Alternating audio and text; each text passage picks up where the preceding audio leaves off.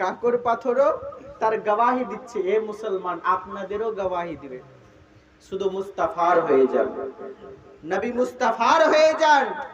নবী মুস্তাফার হয়ে গেছিলেন হযরতে খালিদ বিন ওয়ালিদ রাদিয়াল্লাহু তাআলা আনহু।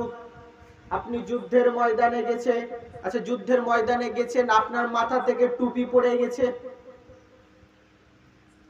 যদি ঢাল পড়ে যায় উঠাতে যায় বুদ্ধিমান মনে করা হবে, যদি হাত থেকে তলোয়ার পড়ে যায় উঠাতে যায় যুদ্ধের ময়দানে তো বুদ্ধিমান ধরা হবে। এ মুসলমান, যদি বর্ষা তীর ধনুক পড়ে যায় কেউ উঠাতে যায় তাকে বুদ্ধিমান মনে করা হবে।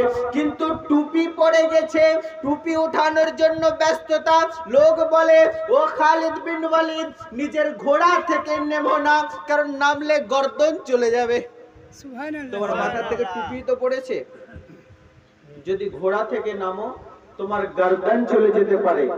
হযরতে খালিদ বিন ওয়ালিদ রাদিয়াল্লাহু তাআলা আনহু তাকান আর হাসেন, বলে তোমরা বুঝছো না, আমি এমনি টুপি সেলাই করেছি হাত দিয়ে আর মাথায় পরে নিয়েছি বলে যুদ্ধের ময়দানে নামেনি, এই টুপির মধ্যে আল্লাহর নবীর চুল মুবারক সেলাই করে রেখেছি। আর আমি যে যুদ্ধে জয় করি সেটা নবী মুস্তাফার চুল মুবারকের বরকতে জয় লাভ করি।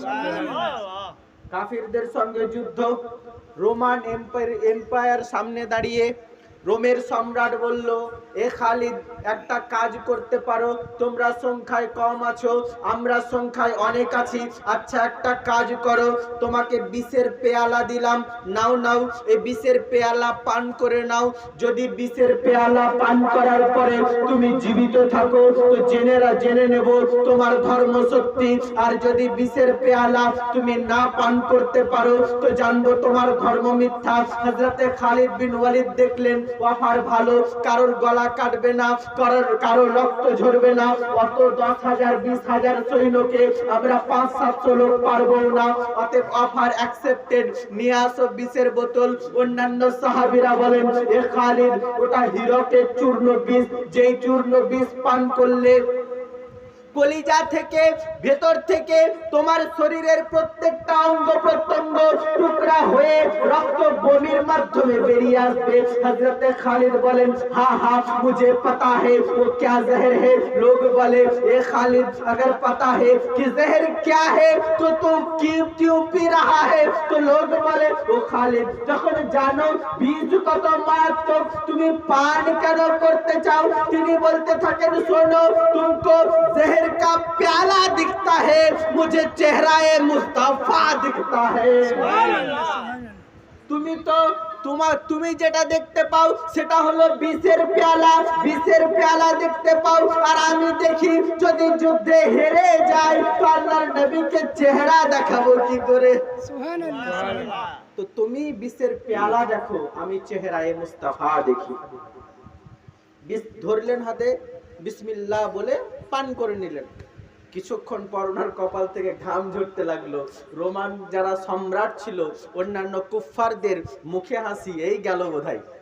আর যদি সিপা যে কমান্ডার অফ চিফ সেই যদি যায় তো বাকি সোলজারদের আর কি মর্যাদা, বাকি সৈনিকদের কোনো মর্যাদাই নাই। অতএব যদি কমান্ডার অফ চিফই মরে যায় তার ঝামেলা করতে হবে না। সবাই খুব খুশি, লোক দেখছে যে বিষ পান করছে, কপাল থেকে ঘাম ঝরছে। হযরতে খালিদ বিন ওয়ালিদের হার্টবিট বেড়ে গেছে, চোখ রক্তাভ হয়ে গেছে, লাল হয়ে গেছে। এরা খুশি কি চোখ লাল হয়ে গেছে, বেঁচে গেছি, খালিদ শেষ হয়ে যাবে। লোক বলে, ও খালিদ বিষের পেয়ালা পান করতে আছো, বিষের পেয়ালা পান করতে আছো কি কারণে। বলে আল্লাহর নবীকে ভালোবাসি। এবার লোক বলে, ও খালিদ চোখ তো লাল হয়ে গিয়েছে, ও খালিদ বিন ওয়ালিদ হার্টবিট তো বেড়ে গিয়েছে, ও খালিদ বিন ওয়ালিদ পুরো শরীর ঘামে ময় হয়ে গিয়েছে, ঘর্মাক্ত হয়ে গিয়েছে, তোমার কপালের ঘাম তোমার পায়ে পড়তে আছে, ও খালিদ তুমি শেষ হয়ে যাবে। কিন্তু না না, হযরতে খালিদ বিন ওয়ালিদ রাদিয়াল্লাহু তাআলা আনহু আপনি শেষ হলেন না, বরং মুস্কুরিয়ে হাসতে আছেন।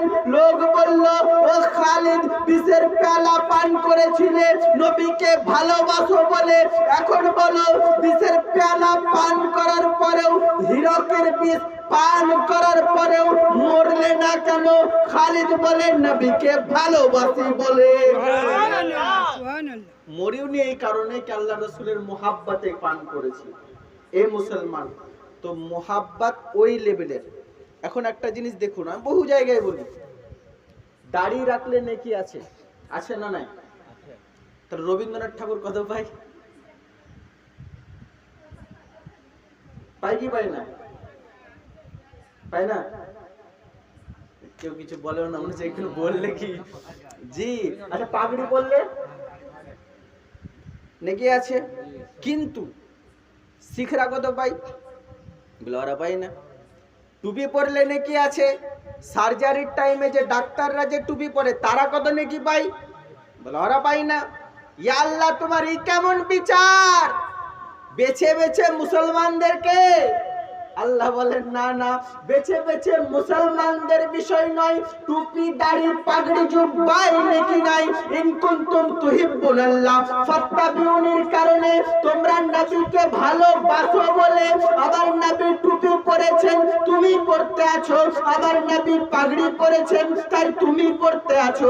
আমার নবী সুন্নতি লিবাস পরেছেন, তাই তুমি পড়তে আছো। এই কারণে টুপির কারণে নেকি দেই নাই, দাড়ির কারণে নেকি দেই নাই, আবার নবীর ভালোবাসার খাতিরে রেখেছো বলে নেকি। সুবহানাল্লাহ। তাহলে মেন জিনিস কি দাঁড়ালো? সমস্ত কিছু একটা জায়গায় গিয়ে দাঁড়িয়ে যায়, সেটা হচ্ছে আল্লাহর নবীর মুহাব্বত, হুব্বে মুস্তাফা।